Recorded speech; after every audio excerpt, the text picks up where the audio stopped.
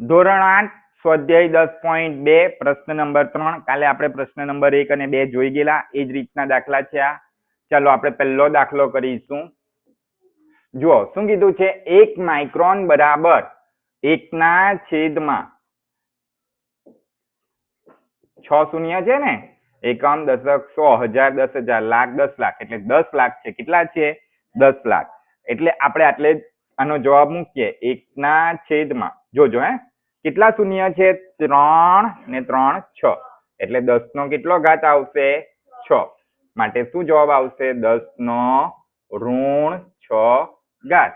આપણો જવાબ આવી ગયો 1 માઇક્રોન બરાબર 10 નો કેટલો જ ઘાત થાય ઋણ 6. બધાનું ધ્યાન આટલે. બીજો દાખલો. હવે બીજો દાખલો જોજો. બીજા દાખલામાં શું કીધું છે એક ઇલેક્ટ્રોન નો વીજભાર 0. આપણને કેટલા 0 આપેલા છે જો 1 2 3 4 5 6 એટલે 18 વખત 0 છે ને પછી 16 છે. તો જુઓ 1 2 3 4 5 6 7 8 9 10 11 12 13 14 15 16 17 18 ને પછી શું છે 16. હવે આપણે દશાંશ ચિહ્ન કોની આગળ મૂકવાનું છે 1 ના આગળ. 1 ના આગળ એટલે બધા શૂન્ય ગણી નાખો. કેટલી આ વખત છે 1 2 3 ને 3 6 6 ને 3 9 9 ને 3 12 12 ને 3 15 15 ને 3 18 ને આ એક કેટલા છે 19. પણ આટલે ધ્યાન આપજો 1.6 મેં લખું છું આટલે 1.6 ને નીચે શું લખાશે 1 ના બાજુમાં 19 શૂન્ય આ 1 3 6 9 12 15 18 ને પાછો 1 શૂન્ય મુકાશે ને એટલે આટલે શું લખાશે 1.6 ગુણ્યા 10 નો 19 ઘાત એટલે આપણો જવાબ શું આવશે 1.6 ગુણ્યા આ 10 નો 19 ઘાત ઉપર જશે એટલે શું થઈ જશે ઋણ 10 નો ઋણ 19 ઘાત. આવી ગયું જવાબ આવી ગયો આપણો.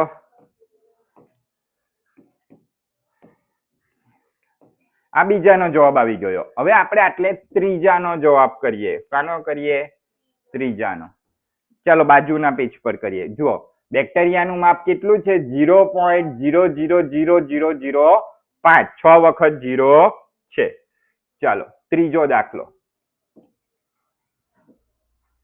0.1 2 3 4 5 6 ને 5.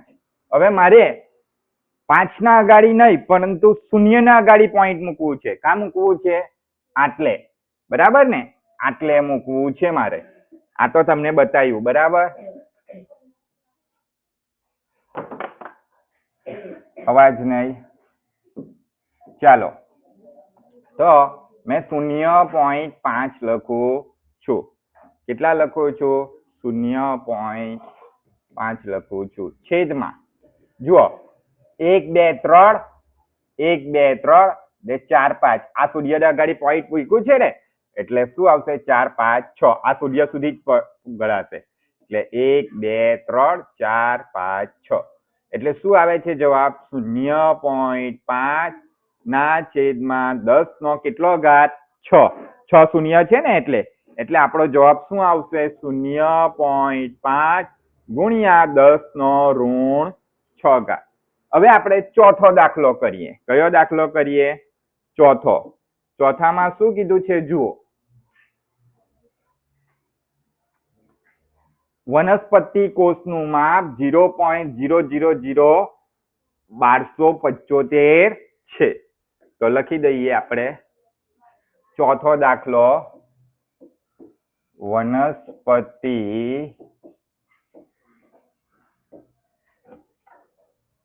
કોષનું માપ 0.0001275 છે. તો આપણે કોની અગાડી દશાંશ ચિહ્ન મૂકીએ 1 ની અગાડી. કોની અગાડી ધ્યાન આપો કે 1 ની અગાડી. ચાલો તો મેં જુઓ 1.1 પછી કેટલા છે 275 છે ને તો 1 સુધી ગણી લેવાના 1 2 3 ને 4 ને 5 અંકો છે. કેટલા અંકો છે? 5 અંકો છે. 1 2 3 4 ને 5 એટલે 10 નો કેટલો ઘાત? 5 ઘાત. માટે આપણો જવાબ શું આવે? 1.275 ગુણ્યા 10 નો ઋણ 5 ઘાત. કેટલો આવે જવાબ? 10 નો ઋણ 5 ઘાત. આ આપણો ચોથા દાખલાનો જવાબ આવ્યો. હવે આપણે પાંચમો દાખલો જોઈએ. પાંચમો દાખલામાં શું કહેવામાં આવ્યું છે? પાંચમા દાખલામાં શું કહેવામાં આવ્યું છે? એક જાડા કાગળની જાડાઈ 0.07 મિલીમીટર છે. એકદમ સહેલો છે. બરાબર. પાંચમો દાખલો, એક કાગળની જાડાઈ 0.07 મિલીમીટર છે. બરાબર. તો આપણે શું કરવાનું છે? આ 0.07 ને ફેરવવાનું છે ને. બરાબર. તો 7 એકલા લખીએ તો બંનેને ગણવું પડશે. એટલે 10 નો શું આવશે? છેદમાં 2 ઘાત. કેટલો ઘાત? અથવા તો જુઓ, દશાંશ ચિહ્ન દૂર કરીએ તો શું આવે? દશાંશ ચિહ્ન દૂર કરીએ તો 7/100. માટે 7/10 નો કેટલો ઘાત? 2 ઘાત. માટે જવાબ શું આવે છે આપણો? 7 ગુણ્યા 10 નો ઋણ 2 ઘાત.